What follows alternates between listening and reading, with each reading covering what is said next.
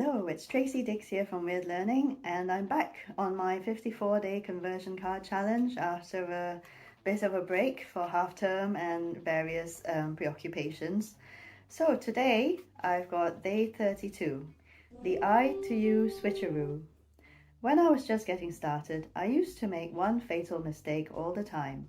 All my copy used to be all about myself and what I wanted. It was all me, me, me.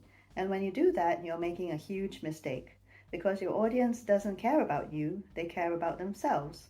So how do you fix that? I call it the I to You switcheroo. It's when you switch the subject of your story from I to you. In fact, when you reread this card, you will see I did it. And you probably didn't even notice. Formula. Sentence or phrase number 1. Subject I. Sentence or phrase number 2. Subject you. Example in action. I used to doubt myself a lot growing up, but then I realized you need to believe in yourself in order to accomplish your dreams. So, a couple of issues here pertaining to academic writing is that when you are preparing your assignment, it is very important to bear the you in mind.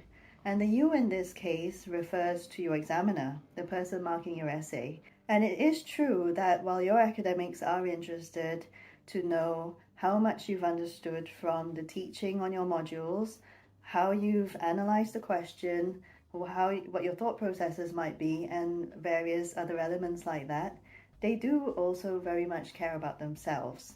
And it is worth being aware of their situations. So I have mentioned this before, that when it comes to marking essays, academics are often quite strapped for time. They've got pretty tight turnarounds and often piles of essays to mark. And so, you can't blame them for maybe getting a little bit tired after working through piles of essays on a hot afternoon like we have today. And, 20 essays in, it can get a little tiring. And so the way to show that you've considered the you when you're writing your assignments is to make your style of writing easily comprehensible by the person marking your essay.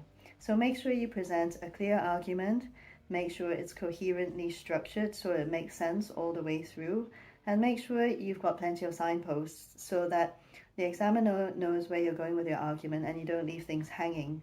So if you do have to leave things hanging in the moment, say, I'll come back to this later on.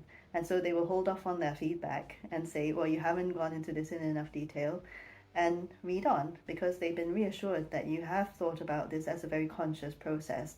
And that will give them a wonderful impression when they're marking your work, which, is going to do many favors when it comes to grading.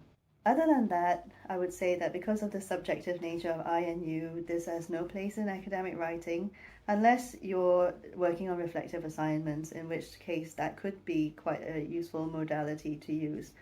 However, like I say, even though you're not talking about the I's and the U's in your assignments, you are still bearing that in mind.